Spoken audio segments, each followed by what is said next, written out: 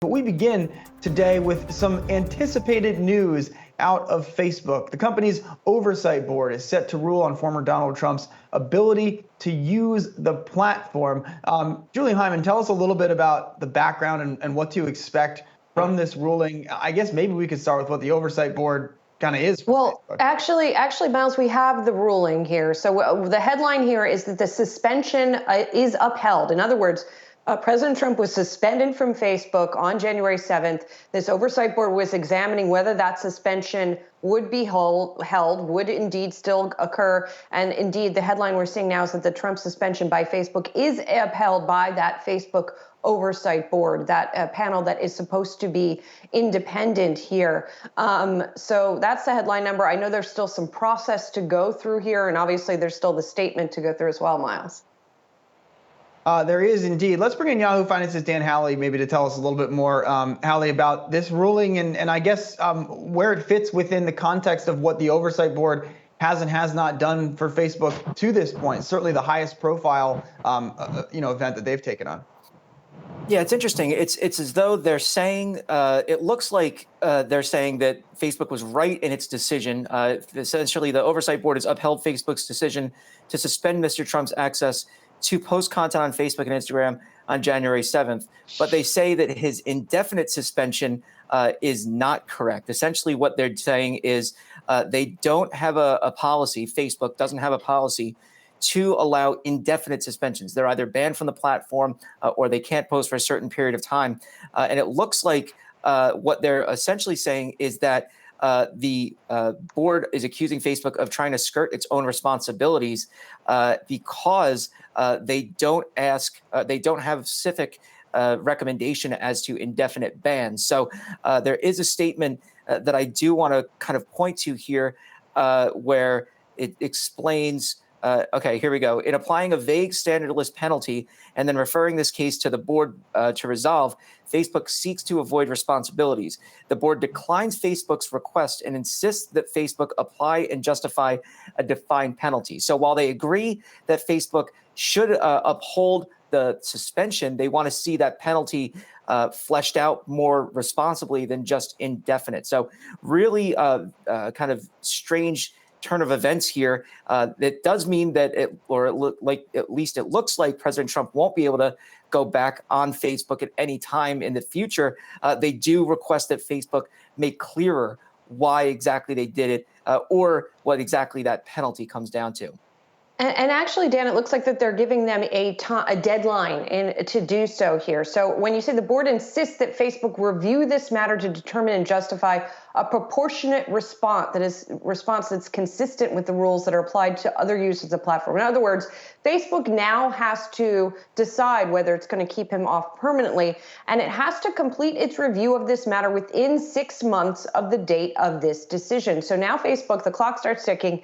Facebook has 6 months now to figure out what it is going to do next. It says the board also made policy recommendations for Facebook to implement in developing clear, necessary, and proportionate policies that promote public safety and respect freedom of expression. And what's interesting here as well, and I'm still going through this, by the way, they sort of lay out the timeline for the president's posts surrounding the January 7th insurrection at the Capitol. And what the board finds is that Mr. Trump, quote, created an environment where a serious risk of violence was possible. At the time of Mr. Trump's post, there was a clear, immediate risk of harm, and his words of support for those involved in the riots legitimized their violent actions. As president, Mr. Trump had a high level of influence. So in other words, it was appropriate to suspend him. It was not appropriate, the board says, for Facebook to impose an indefinite suspension. And now Facebook has to decide what it's going to do and to figure out some sort of policy parameters around this. So quite interesting here. I think that language, Dan, is pretty strong by the board in saying, indeed, in sort of validating the suspension at that time.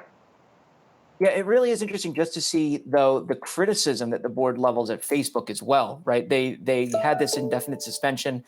They don't exactly say, what that means, or Facebook didn't exactly say what that meant right out of the gate. So now they're saying, look, you need to do that. You need to go back and give us a proper punishment, not just this indefinite suspension. Don't waffle on this. Give us a firm reasoning for him to be off the platform, and then we'll look at it again. And you said again that 6 months time frame. Obviously, that's to give Facebook a little bit of time to come up with what to do there. But this I think is probably the biggest test of the board yet, and the fact that they hit at Facebook for not properly providing a real kind of groundwork for what to do in situations like this is incredibly interesting. And I think it kind of upholds the capabilities of the board to really stand up to Facebook itself. Dan, really extensive stuff here. Is this the type of decision that would bring advertisers back to the platform? Those that did flee in the wake of this situation, do they come back? Or even if the advertisers that stayed on the platform and showed confidence in Facebook, there's a lot of things clearly that Facebook has to get right here, just judging by this decision. Yeah, I think that, look, advertisers leave Facebook and then come right back, right? And that's kind of the reason why Facebook is able to get away with what it gets away with. I think, the real key here is that even if it's not big advertisers that are on there, it's small advertisers that are on there, and they make up the vast majority of Facebook's revenue. If you're a small business and you don't have a lot of money and you're trying to reach a certain amount of people, you're not going to really care that much about what Facebook does unless, I don't know at what point they would stop having people want to go there and advertise. So I don't think that this was turning off advertisers.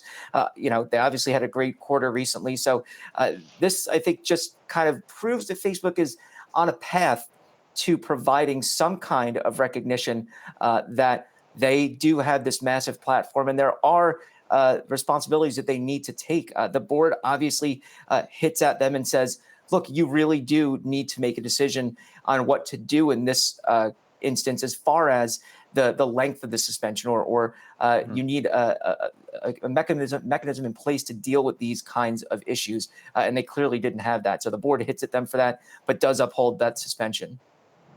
Yeah, and I think we all agree that the the continued suspension of Donald Trump, which I guess is no longer technically an indefinite suspension, it's a suspension pending further review, which will either be, I guess, overturned in a few months, or it'll be, held forever, but it will no longer be called indefinite. That's really the headline here, but just a couple other interesting things reading this as we're going through. And I think it kind of gets at the heart of what the board's purpose is as it relates to Facebook, and maybe the board addressing some of the public criticisms of Facebook. They say that while the same rules apply to all users, context matters when assessing the probability and imminence of harm. When posts by influential users pose a high probability of imminent harm, Facebook should act quickly to enforce its rules. The board rather, also talking about how heads of state and other high-profile officials can have a greater power to cause harm than other people. And Hallie, this discussion around advertisers, their appetite for the platform, who uses it, who do they make money off of? Facebook has always wanted it to be neutral, right? All users are the same is the basic Mark Zuckerberg worldview. And I think the board here being very clear that they do not see that as adequate for Facebook now and in the future, and that Facebook is indeed going to have to think of some users differently, should systematically think of some users differently than others. Again, I don't know really if that's going to change the business at all, because maybe it will on the margins, but I think just in terms of what the platform means, that seems like a somewhat drastic or largish shift, at least in how Facebook conceives of its user base. Yeah, and I think one of the important things is to look at the world leaders. We haven't even been able to get to that. The view that they take on what world leaders should be treated, or how they should be treated. That was something that the oversight board was also asked to look at, and that's something that's been an ongoing conversation. Okay, so they suspend President Trump, but there are other world leaders out there that are still able to use Facebook. We've seen Facebook used by leaders in Myanmar, for instance, the military there to spread disinformation and misinformation. And obviously that's something that they want to be able to clamp down on and understand more. And so, the oversight board was also asked to look at that. But obviously the most pressing matter is whether or not former President Trump was allowed back on the platform. And it looks like it will be upheld indefinitely, but they do need to figure out what exactly that means. So they need to come up with a new rule for this. And, I do appreciate the fact that they're not pulling punches, and they are saying, look, you guys cannot make us the arbiters of what happens on your platform, just as much as you don't want to be the arbiters of truth on your platform. Yeah. All right. Well, stock up here 0.6 ahead of the market open. Dan Howley, thanks for stopping in on a story that is certainly to continue to unfold throughout today's session.